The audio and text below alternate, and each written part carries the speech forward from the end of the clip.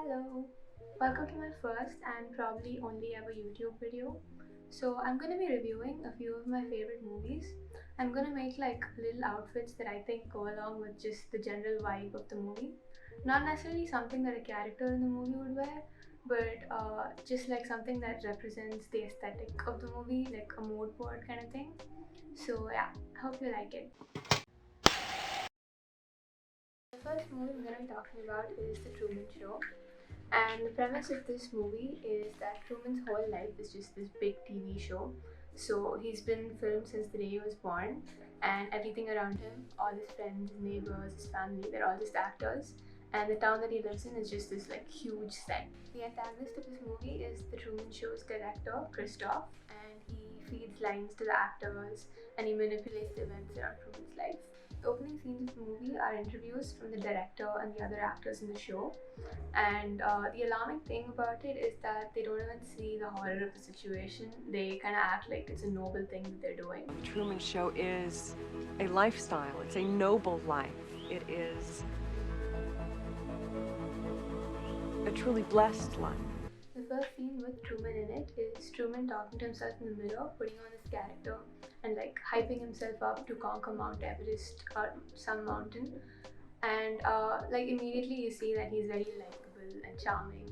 I mean, honestly, any character that Jim Carrey plays it's such a pleasure to watch because he has this boyish charm to him. Considering that Truman's life is just a TV show, you'd expect the events in his life to be out of the world, but in reality they're just average. The rest of the movie revolves around Truman realizing that he's on a TV show and how he has to literally fight the world around him to get out of it. Truman puts on these characters and he talks to himself in the mirror, hyping himself up for like make-believe adventures. And the thing is, he thinks that his life is ordinary, but in reality it's really unique and curious, and he does kind of have his own adventure in the end. The movie has two distinct color schemes. The first one is Truman's town or the set, and it has bright, happy colors, pastel colors.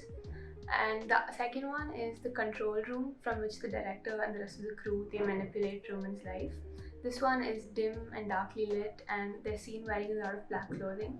Truman also wears black clothes towards the end of the movie as compared to the rest of the movie where he wears like bright clothes like the rest of his town. The Truman Show is obviously like a trap for Truman, right? Like he would have lived his life differently if it weren't for it. But the ironic thing is that it's also the director's trap as well, because he spends all his time on this show. He doesn't really have a life outside of it.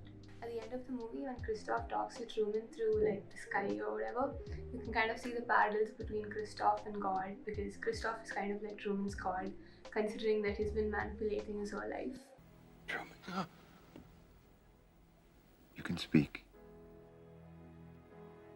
I can hear you.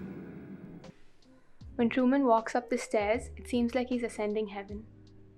I feel like this movie is a more realistic depiction of dystopia rather than movies and TV shows that are like classically dystopian with tropes like the falling government and like artificial intelligence gone wrong and all that, because I feel like this is a lot more grounded.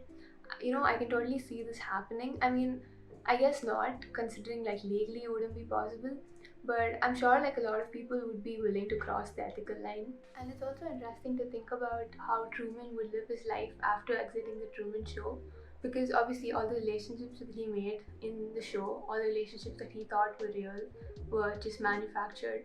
So I don't know, it would be interesting to see how he coped with that later on. This is the kind of movie that's enjoyable on multiple levels. You can just watch it once and be entertained on the surface level and come away with a good experience. But it's also the kind of movie that makes you think afterwards. You can take back something with you after it ends, and you can always come back to the movie and discover something new about it. It's always nice when movies are both entertaining and thought-provoking. Like I said earlier, the town uses bright pastel colors.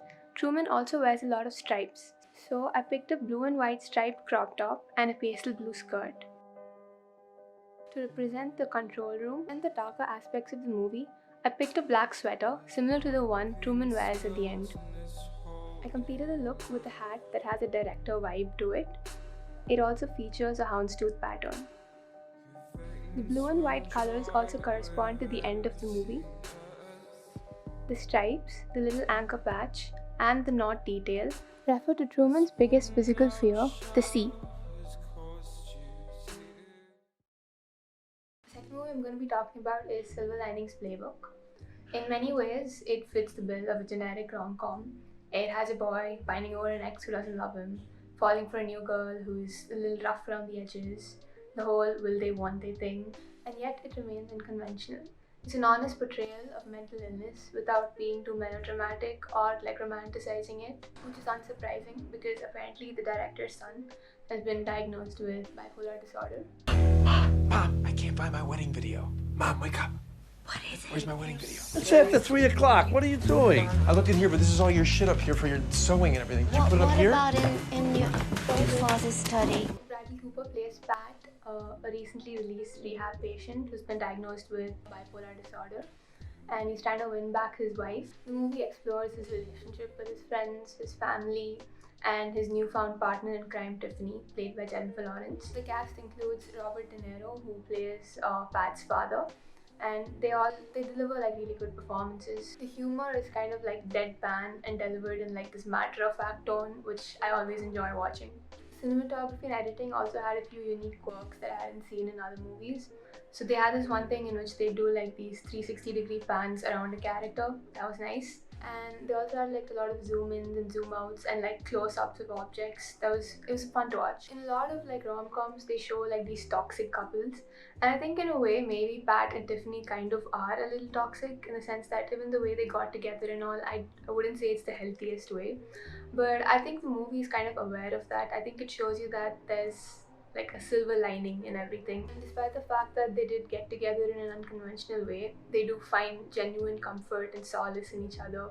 They do genuinely understand each other, which is pretty rare, I guess. So what I liked about the characters is that it didn't portray them like they were some kind of heroes. It showed them having these very real flaws. Even apart from the main characters who are actually diagnosed with a mental illness, the rest of the characters also seem like they have something going on. For example, how Pat's father has these superstitions which he rigidly follows, and how his mom just kind of lets that go by. You also see Pat's friend having very real problems in his own marriage. The dance scene in the end was one of my favorite scenes from the movie, just because they looked like they were having so much fun with it. And I think it goes to show that, a lot of times we try to be the best at something, but it's completely possible to enjoy doing things without actually having to be good at it. I don't think it's necessary to be good at everything you do as long as you just have fun with it. Overall, it was a fun, feel-good movie that was also grounded in reality. Honestly, this one was the hardest for me to put together, but I think I came up with something half decent, so here goes. Tiffany follows Pat on his runs, so I'm wearing workout leggings. This is honestly the trashiest thing I own. I kinda hate it, but I also don't.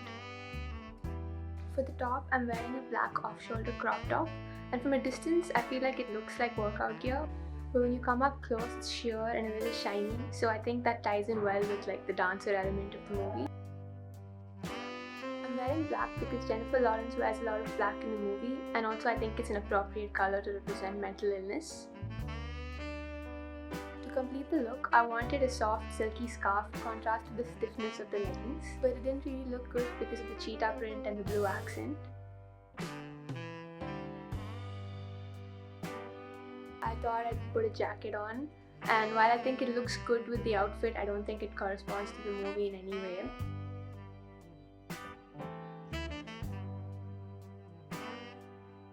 So in the end, I decided on a white hoodie that's folded up to look cropped. I think it fits because Pat and Tiffany wear white in the dance sequence. While Tiffany removes her black jacket to reveal a white top, I'm wearing the white hoodie on top of a black top.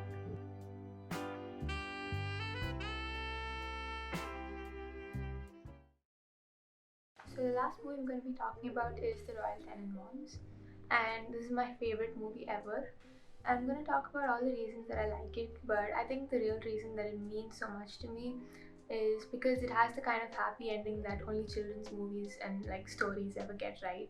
In most good movies, even when they do have a happy ending, there's always this tinge of sadness left with it, because that's just how real life is.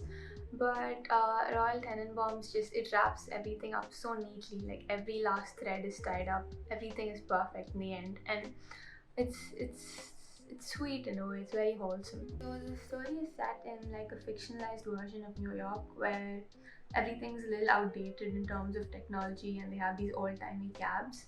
It revolves around these three washed-up child prodigies and their relationship with their father and how they fix it and develop it as the movie progresses. The writing is witty and quirky, and it's got, just this little bit of unnaturalness in it, but it works with the setting of the movie. Wes Anderson always creates these storybook worlds where the things that would normally not work in our universe would work in his. Looks like you and Dad are back together again, huh? He's your dad too, Chaz. No, he's not. Yes, he is. You really hate me, don't you? No, I don't. I love you. Visually, obviously, it's great because it's a Wes Anderson movie. There's the classic symmetry and the whip bands and like all the zoom ins and zoom outs. So there are a lot of montages in this movie, and the first montage is great to begin with. It introduces you to the three Tenenbaum children and the things that they're good at, their hobbies, and just their relationship with their parents and all that. So the paintings that Richie does, those were apparently all made by Wes Anderson's brother Eric. Another really fun montage is the one in which Royal is playing with Ari and Ozzy. It's so cute, it's genuinely so wholesome. So my favorite scene in this movie is the suicide scene. And I know that sounds dark, but really it's just because it's so well made. First of all, the music that it's set to is perfect. So the rest of the movie is all warm toned, but this one scene is the only scene in the movie which has a cool tone to it. And it has this choppy French wave editing, which is so fun to watch. It's always so fun to watch jump cuts and choppy editing when it's done intentionally. But the thing about this whole sequence is that when you look at it, it kind of romanticizes suicide. It's very beautiful to watch the whole scene, and I can see how suicide can be portrayed as a beautiful thing in this scene. But the scene that takes place after it, it really brings the whole thing down to earth. So this kid looks at Richie just lying on the floor bleeding out, and you can there's no soundtrack at all, not even ambient music, nothing. It's just silence. And I think that's so powerful, and it really grounds the whole scene, and it brings you back to the horror of the situation. It's insane the amount of attention to detail Wes Anderson has put into this movie and all his other movies. If you look at the children's rooms, you can see that every single thing in the room has been placed there purposely. Everything represents a part of them. What I like about Wes Anderson's metaphors are that they're simple and uncomplicated. The first couple times I watched the movie, I thought Mordecai, Richie's bird, was supposed to be a metaphor for Margot, because he lets the bird go and then the bird returns back to him when he gets Margot back. But the more that I watched it, the more I think now that it's supposed to be a metaphor for Richie himself, because when the bird returns, it comes with a changed appearance, just like Richie himself looks a little different now. The soundtrack is also great, everything, all the songs are picked perfectly, from the opening scene with that lilting cover of Hey Jude. If I had to watch one movie for the rest of my life, I'd pick this one. I really felt this movie in the way that you're supposed to feel art, I don't know how to explain it, but it was just, the movie's honestly really beautiful. The whole movie is warm toned, so I decided that the clothes would also be warm toned. I picked a tan long sleeve turtleneck. Many of the main characters frequently wear tan, including Margot's fur coat, Richie's suit, and Eli's fringe jacket. For the bottom, I picked a red skirt because red is a warm, fun, happy color.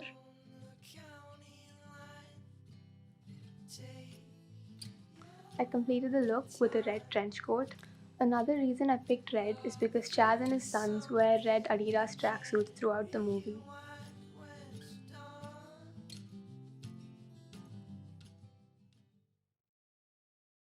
So yeah, that's it for today. I hope you guys liked it. I know I sounded a little unnatural. I'm not very comfortable in front of the camera, so yeah. Yeah, that's it I guess. Bye bye.